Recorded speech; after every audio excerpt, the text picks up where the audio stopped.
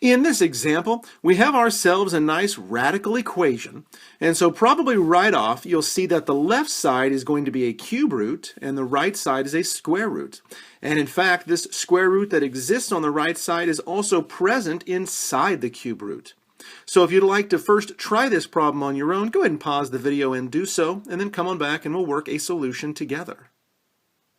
Alright, so looking at this, because this square root expression happens more than once, especially since one of them is on a side by itself and the other is inside another structure, let's go ahead and use a u-substitution.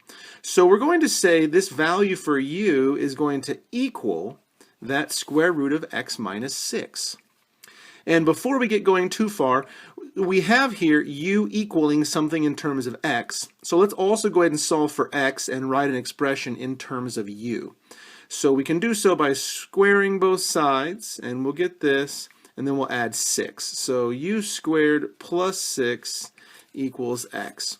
So what we have here is an expression in terms of x for u, and then an expression in terms of u for x. So we can use both of these in this problem. We'll use this one first, and then later on we'll need this one. Okay, so u equals this square root of x minus 6. So we'll exchange it here and also here. And so we'll have the cubed root of x minus u equals u. Well, we have a problem though here because we still have an x. So now we'll use this guy. So x equals this u squared plus 6. So x equals u squared plus 6. And we have that cubed root, and that equals u. Okay, so now we have an equation with just a single radical, and everything is in terms of u. All right, so let's go ahead and cube both sides in order to get rid of that cubed root. Well, the cube and the cube root here will cancel, so we'll have u squared, and then I'm just going to rewrite this, so minus u plus 6 equals u cubed. So we have taken now a radical equation that had multiple indices, so cube root, square root, and also embedded radicals, and we've changed it now to a seemingly pretty nice polynomial equation. And so we notice the highest degree term is u cubed, and he's positive on the right side. So let's go ahead and move all of these terms over to the right side as well. So we'll have 0 equals, it looks like u cubed minus u squared plus u minus 6. Remember, to change the terms from the left to the right, we'll just change their signs. So here's what we have. This doesn't look like it will solve or factor nicely using factor by grouping, so let's go ahead and consider the rational root theorem. So we have a 6 here and a 1 for a leading coefficient. So our possible rational roots will be plus or minus 1, plus or minus 2, plus or minus 3, and plus or minus 6. And those are the factors of 6 divided by all the factors of 1. So here we go. And so of these 8, at least one of them is going to work if we have any rational roots. So the 1, when we plug in a 1, that doesn't seem to work, and a negative 1 is not going to work either. How about a 2?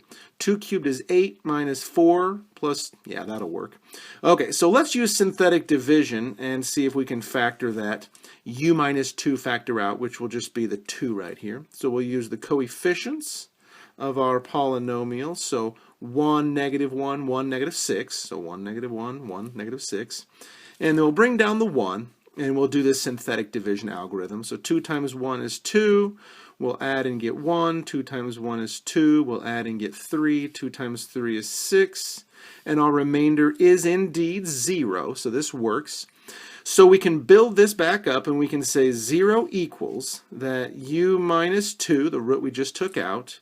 And then we have, it looks like, u squared plus u plus 3. Well, looking more closely at this other factor now, the discriminant, let's see, b squared minus 4ac is going to give us 1 minus 4 times 1 times 3. This is going to be a negative 11. So we know this is going to yield complex roots, so we do not want to consider that. That's not going to do anything for us. So the only root we have here, it looks like, is 0 equals u minus 2, so we can add 2 to both sides. And it looks like 2 equals u, or in fact, u equals 2. So this is the only possible solution that we have for this. So let's go ahead and plug it back in and find what the equivalent x value would be. So if u was 2, we'll take 2 squared is 4, plus 6 is 10, so x equals 10 then when we put it back in this equation. So if x equals 10 possibly, we need to plug it back into the original and see if it works or if indeed if it is extraneous. Okay, so we have the cube root of, and so we have 10 minus the square root of 10 minus 6. And we're going to say that equals the square root of 10 minus 6. Well, let's see if this works. So 10 minus 6 is 4. The square root of 4 is 2. 10 minus 2 is 8.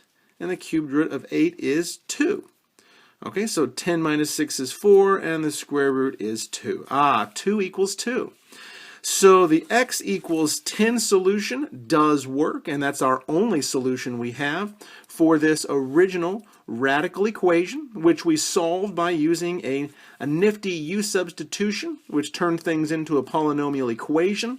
We found its roots, which only one real root and the others were complex, which gave us nothing. So u was 2, plugged it back into our u-substitution, and then we checked our value. So here we go, x equals 10.